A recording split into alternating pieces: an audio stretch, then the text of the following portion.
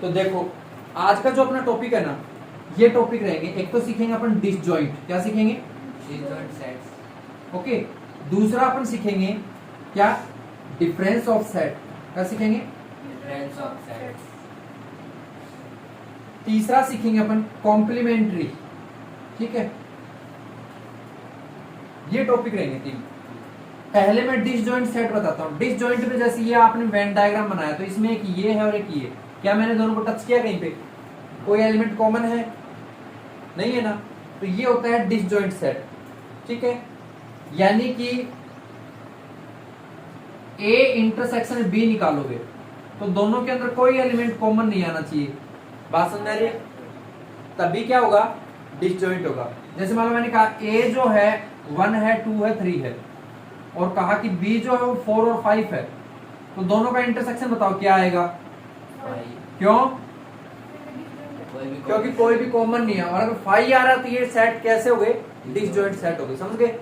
अगला आता है डिफरेंस ऑफ सेट। क्या होता है? डिफरेंस ऑफ सेट में देखना, एक बार मैं बताता हूँ कोई दूसरा एग्जांपल लेके।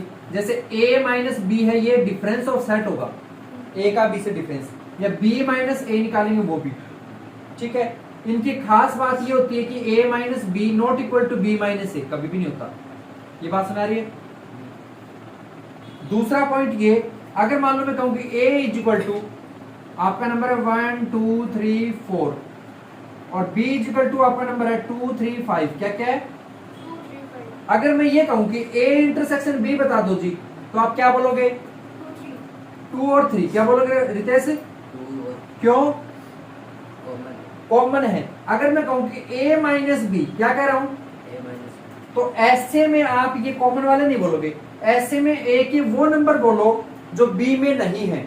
क्या 1 है क्या? तो 1 लिख देंगे। और 2 और 3 है, 4 नहीं है तो 4 लिख देंगे। आया समझ में? ऐसे ही अगर b माइनस a पूछता तो ओनली 5 आता। तो यानी जो माइनस करना होता है उसके पहला सेट जो होता है ना, उसके वो एलिमेंट लिखने जो a में नहीं है। समझ में आ गया? डिसजॉइंट आ गया, डिफरेंस समझ में आ गया। एक होता है कॉम्प्लीमेंट्री। इसका मतलब ये होता है हमेशा जैसे ए सेट देंगे, ठीक है, उसके ऊपर ऐसे डैश लगा देते हैं तो क्या बन जाता है? ए कॉम्प्लीमेंट्री, ठीक है, या कॉम्प्लीमेंट बोल दो। या फिर इसका दूसरा सिंबल होता है ए और उसके यहाँ पर सी लगा दिया जाता है। कभी कभी किसी किसी बुक में ए और उसके ऊपर बार लगा के बोलते हैं ए कॉम्प्लीमेंट। समझ में आ रहा है क्या? इस तरीके से 3 सिंबल है। फिलहाल आपकी बुक के अकॉर्डिंग में ये सिंबल यूज हो रहा है, ट्रेंडिंग में यही चल रहा है, ठीक है। अब इसको निकाला कैसे जाता है? इसको निकालते हैं u जो कि यूनिवर्सल सेट होगा माइनस a, ठीक है। यानी कि मैं कुछ ऐसे करके दिखा देता हूं, ये इरेज कर दूं? ठीक है, देखो a minus b, sorry u कह दिया मैंने, जैसे कि 1 2 3 से 10 तक नंबर है। कहां तक है? 10। कोई यूनिवर्सल सेट मैंने 10 तक लिया, और a जो है ये आपका है 2 3 5 7, मतलब प्राइम नंबर ले लिए जो कि 10 से छोटे हैं। अगर आपको बोला जाए कि a कॉम्प्लीमेंट निकालो, तो a के ऊपर c लगा दो, या इसके ऊपर बार लगा दो, या फिर इसके ऊपर डैश लगा दो, ठीक है। a complement equal to formula क्या बताया था? u माइनस, और जब कभी माइनस किया जाता है, थोड़ी देर पहले डिफरेंस बताया था ना, तो u के एलिमेंट वो लिखेंगे जो a में नहीं है। यानी क्या लिखूं? 1 लिखूंगा, 2 नहीं लिखूंगा क्योंकि 2 है, 3 भी नहीं लिखूंगा, 4 लिखूंगा, 5 नहीं लिखूंगा, 6 लिखूंगा, 7 नहीं लिखूंगा, 8 9 और ये आ गया आंसर। यानी हमें ये समझ में आ रहा है कि u जो है वो हमारा a प्लस a कॉम्प्लीमेंट के इक्वल होता है। ये भी एक फॉर्मूला बन गया। क्लियर है? यहां तक समझ में आ गया? एक बार इतना नोट कर लो, फिर मैं कुछ न्यूमेरिकल या कुछ क्वेश्चन जो आपके प्रैक्टिस सेट वो करवाता हूं। अब देखो एक बार मैं इसे इरेज कर रहा हूं और एक प्रैक्टिस सेट कराता हूं, ठीक है। इसके अंदर एक चीज और समझना आप, जो हमें काफी हेल्प करेगा। एक क्वेश्चन है, डी मॉर्गन लॉ के नाम से होता है। क्या होता है? De Morgan law. सुना है क्या? डी मॉर्गन लॉ, ठीक है, जिसके 2 पॉइंट है। एक तो है ये वाला A यूनियन B, जिसके ऊपर यहां कॉम्प्लीमेंट होता है। क्या होता है? जो कि हमेशा हमारे A complement intersection B complement के इक्वल होगा, ठीक है। दूसरा होता है अपना A इंटरसेक्शन B और इस पे यहां कॉम्प्लीमेंट, तो ऐसे में इसका उल्टा हो जाएगा, यानी कि A कॉम्प्लीमेंट यूनियन B ऐसा होता है, ये याद रख लेना, ठीक है। अब मैं एक क्वेश्चन देता हूं आपको जो कि करेंगे।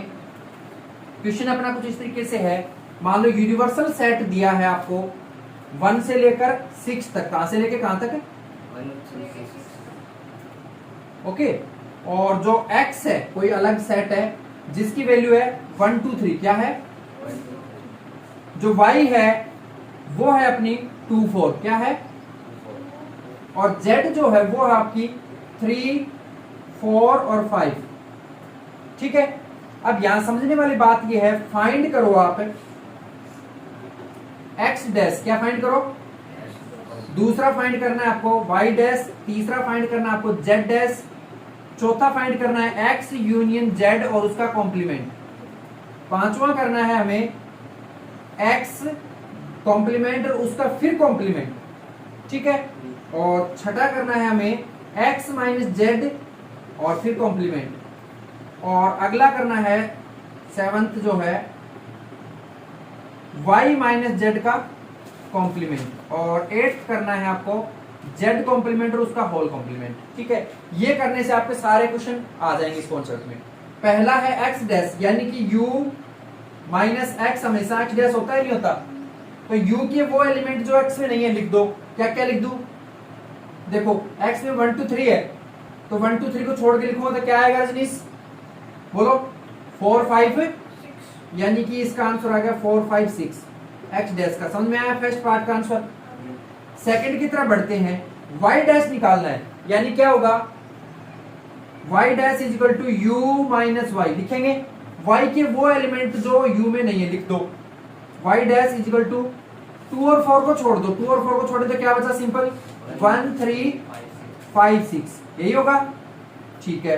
थर्ड की तरफ बढ़ते हैं, z कॉम्प्लीमेंट क्या होता है, u माइनस, तो u के वो एलिमेंट लिख दो जो z में नहीं है, z में क्या क्या है 3 4 5 है, क्या लिखूं 1 2 और 6, आ गया समझ में, ऐसे करना था। अब बढ़ते हैं अपन फोर्थ पार्ट की तरफ, इसे इरेज कर दूं एक बार या नोट करना चाहते हो, ठीक है। देखो अगला है x यूनियन z निकालो, पहले कॉम्प्लीमेंट को भूल जाओ एक बार, पहले ये निकाल लो, x यूनियन z क्या आएगा, x के और z के सारे एलिमेंट कॉमन वालों को सिंपल टाइम यानी 1 2 3 लिख लो, 1 2 और फिर 4 5 लिख दो, लिख दिया।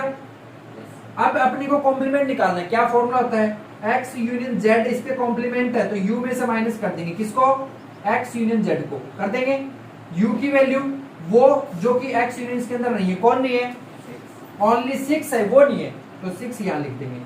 कुछ समझ में आया या नहीं आया, चलो अगले पे बढ़ते हैं, ये तो अपन ने कर दिया। फिफ्थ पार्ट, सिक्स्थ क्या कह रहा है Rajneesh, x complement, x complement, पहले मैं x कॉम्प्लीमेंट निकालता हूं, कैसे निकाला जाता है, u माइनस x करके निकालूंगा, तो u में से x माइनस करूंगा, x की वो वैल्यू छोड़ दो जो u में नहीं है, तो 1 2 3 को छोड़ दो तो क्या आ गया 4 5, ये कौन आ गया जी, x कॉम्प्लीमेंट आ गया। लेकिन अगेन हमें निकालना क्या है, x कॉम्प्लीमेंट के कॉम्प्लीमेंट निकालना है, इट मींस यहां पर मैं क्या लिखूंगा, u माइनस x कॉम्प्लीमेंट, ये जो उसका लिखूंगा ना, यानी कि अब की बार इसको छोड़ दूंगा तो क्या आ जाएगा, 4 5 6 को छोड़ दूं तो क्या आ गया 1 2 और, तो ये अपना हो जाएगा इसका आंसर। समझ में आया क्या, बोलो। यानी हमें ये पता लगता है कि ये x कॉम्प्लीमेंट है और ये कॉम्प्लीमेंट है, कॉम्प्लीमेंट पे कॉम्प्लीमेंट कर देते हैं तो वही वैल्यू दोबारा आ जाती है, जो x की है वही तो होंगी। देखो 1 2 3 थी ना, ये 1 2 3, ऐसे अगर मैं इसका y कॉम्प्लीमेंट का कॉम्प्लीमेंट निकालूं, जैसे यहाँ पे कुछ दिया था मैंने क्वेश्चन, और ये देखो इस z का, तो क्या आएगा इसका आंसर भी z ही आ जाएगा, यानी यही आ जाता है वापिस। समझ गए क्या, कॉम्प्लीमेंट का कॉम्प्लीमेंट करने से क्या हो जाता है, वही नंबर दोबारा सेट के एलिमेंट रिपीट हो जाते हैं, ठीक है। तो ये भी मैं नहीं करूंगा। अब बढ़ता हूं मैं इसकी तरफ, x माइनस जेड का कॉम्प्लीमेंट करूं, इरेज कर दूं क्या या नोट कर लो, हाँ ठीक है, मैं इतना इरेज कर देता हूं। देखो अगले में कह रहा 6 में x माइनस जेड का कॉम्प्लीमेंट, पहले x माइनस जेड निकालो, कैसे निकाला जाता है x माइनस जेड, x के वो एलिमेंट जो z में नहीं है, यानी कि इसमें 3 4 5 है, इसमें 1 2 3 है, तो देखो 3 है वो 3 यहाँ पर भी है, तो इसमें कौन नहीं है 1 और ये 4 5 भी लिखूं क्या? नहीं लिखना, तो यहाँ मैं लिखूंगा 1 और लिख दिया। रजनीश नहीं आ रहा समझ में? रितेश आपको ठीक है। x माइनस जेड का कॉम्प्लीमेंट पूछा है, यानी कि u minus x minus Z लिखना पड़ेगा। समझ में आया कुछ? तो ये इससे माइनस करो u की वो वैल्यू जो x माइनस जेड में नहीं है, यानी 1 और 2 को छोड़कर लिख दो। क्या कह रह गया? 3 4 5 और वेरी गुड। अब ये पूछा अगला y माइनस जेड का कॉम्प्लीमेंट, यानी कि y माइनस जेड को निकाल लेता हूं पहले।